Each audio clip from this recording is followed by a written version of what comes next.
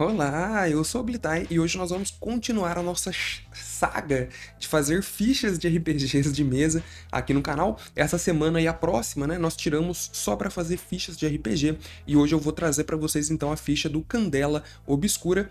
RPGzinho que foi lançado, né, no final do ano passado aqui no Brasil pela Jambô Editora. Inclusive você pode comprar a sua edição com desconto utilizando o nosso cupom SCARAB que tá aqui embaixo. Você pode utilizar para qualquer produto no site da Editora Jambô, ganhar um descontinho e ajudar o canal sem ter que pagar nada a mais por isso. Maravilha?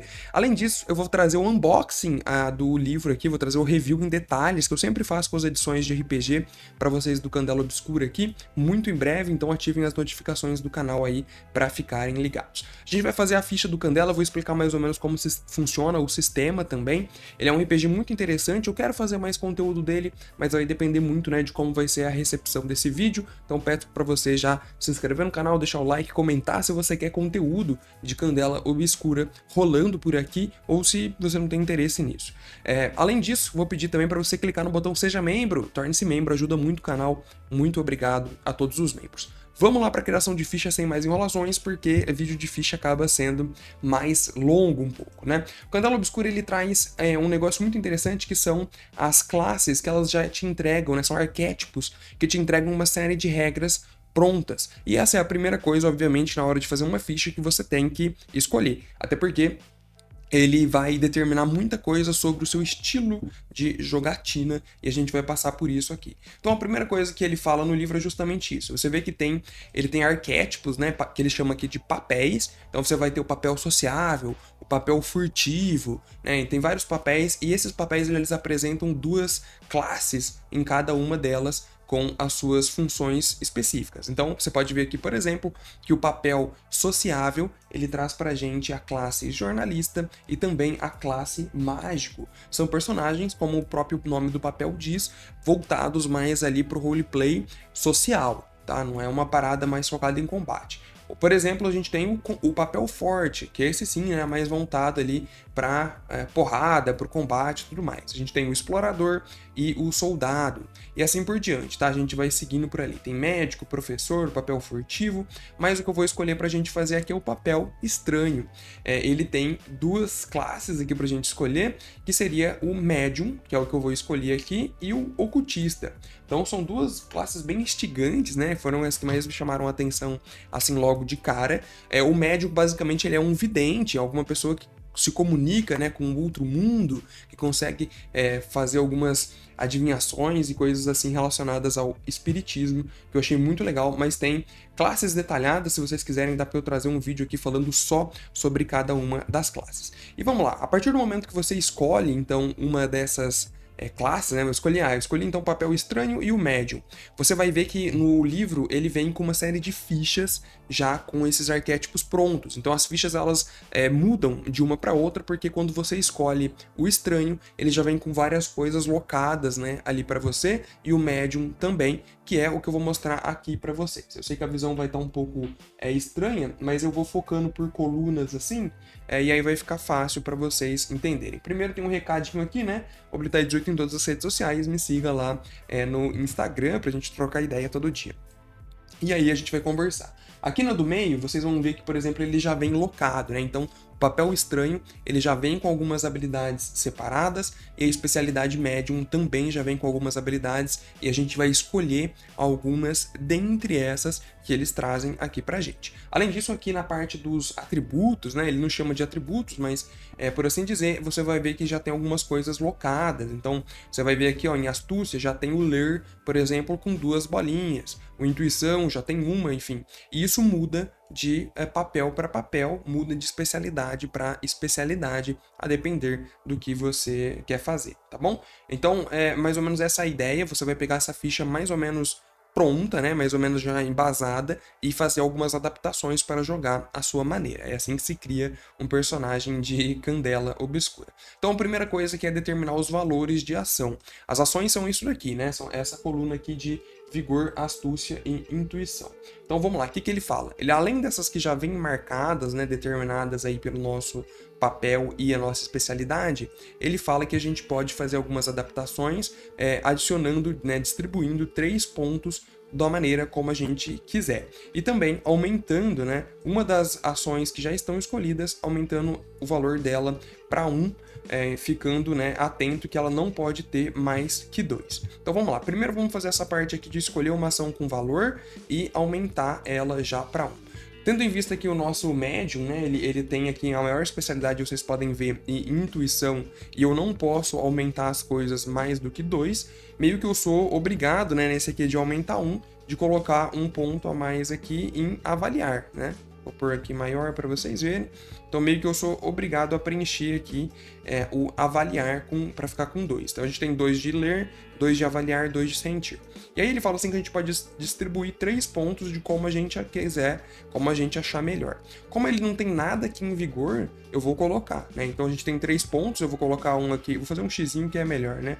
Vou colocar um aqui em mover e vou colocar um aqui em influenciar e um em esconder, para a gente não ficar sem nada, né? Acho mais interessante. Assim, distribuímos 3, aumentamos um valor. Perfeito, né? Fechamos aqui a parte de valores e determinações. Se vocês quiserem, dá para fazer um vídeo também explicando, né, cada uma dessas funções, apesar dele ser muito intuitivo, né? Não tem muito segredo, por assim dizer. Depois ele fala aqui sobre as motivações, né? As motivações, ela é uma mecânica específica do Candela Obscura, que ele diz o seguinte: você pode gastar motivações para ter mais dados nas suas rolagens. Então, elas acabam sendo bem importantes, por assim dizer. Ele, inclusive, fala, né, que a gente já começa com 3 pontos em motivações que já foram distribuídos pelo nosso papel e a nossa especialidade, mas a gente ainda pode distribuir 6 pontos em motivações como a gente achar melhor. Lembrando assim, né, que esses pontos de motivação eles vão ser importantes na hora de rolar dado. Você pode gastar motivações. É meio que um gerenciamento de recurso que o Candela Obscura tem. Você gasta motivações para aumentar suas rolagens de dado e você pode recuperar motivações com um dado dourado. A gente já vai falar sobre isso, mas antes, claro, né, vamos distribuir aqui então os 6 pontos que a gente tem. Vocês vão perceber que aqui ó, a gente já tem um ponto de motivação preenchido aqui, não sei se está dando para ver, né, mas esse aqui já está preenchido pela nossa ficha, e esses 2 aqui também já estão preenchidos. Então, eles são os que já vêm na ficha de motivação. É sempre interessante você manter 3 de motivação nos quadradinhos, porque com 3 de motivação você ganha um ponto de resistência. Então, sempre que você tiver 3, você ganha uma resistência. Por isso que você tem, no máximo, 3 resistências. Para que servem essas resistências? Elas servem para você ignorar consequências. Vamos supor que você fez uma rolagem de dados, mas você falou assim, olha, se você falhar, você vai cair e quebrar um braço, vai sofrer algum dano forte ali. Você pode falhar no teste e gastar um ponto de resistência para cair e não sofrer essa consequência, né, de quebrar o braço e tal. Por sorte, passou um caminhão, né, com areia na caçamba e você caiu em cima dela e o dano foi menor. Então é sempre importante você preencher, e é exatamente o que eu vou fazer. Dos pontos que eu tenho de motivação, eu vou gastar já 1 aqui e 2 aqui para deixar essas motivações preenchidas e ficar mais constante, porque assim eu ganho uma resistência de intuição e ganho uma resistência de astúcia, tá? A ideia é essa. E ainda me sobram 3 pontos de motivação para fazer e, obviamente, eu vou colocar aqui em vigor. Então, eu vou gastar esses 3 pontos aqui, ganhando, assim, mais um de resistência em vigor. Assim, eu já posso ignorar, por exemplo, uma consequência, né, de vigor, uma de astúcia e uma de intuição. E aí, como eu recupero essa motivação, né? São 2 coisas diferentes. A resistência é para ignorar a consequência. A motivação, você gasta 1 ponto, né, desses 3 para ganhar vantagens no dado. Você pode gastar 1 ou mais. E aí, como você recupera isso? Você recupera com um dado dourado. Tá vendo que aqui na parte do meu médium, a gente tem a intuição, ela tem aqui o sentir, tá vendo? Ela tá com o coisinho preenchido aqui, esse, sei lá o que é isso, não é um quadrado, né? Mas tá preenchido, e aí isso aqui significa que eu tenho um dado dourado aqui. Sempre que eu rolar, o sistema do Candela Obscura ele é baseado no D6, tá? Tudo é D6. Ele fala para você sempre deixar um D6 de uma cor diferente, para ser o seu dado dourado, para você sempre saber quando que é ele. Sempre que você rolar esse dado dourado, mesmo que você falhar no teste, você recupera 1 ponto de motivação. Então é basicamente isso que você pode fazer. Então toda vez que eu rolar um sentir, eu posso utilizar o meu dado dourado. E aí, a depender do resultado que eu quiser, eu escolho ali e recupero motivação. Então isso que é o dado dourado, É assim que a gente recupera motivações, falando bem por cima, né? Se vocês quiserem, como eu disse, comenta aí que dá para eu trazer vídeos mais aprofundados de Candela Obscura.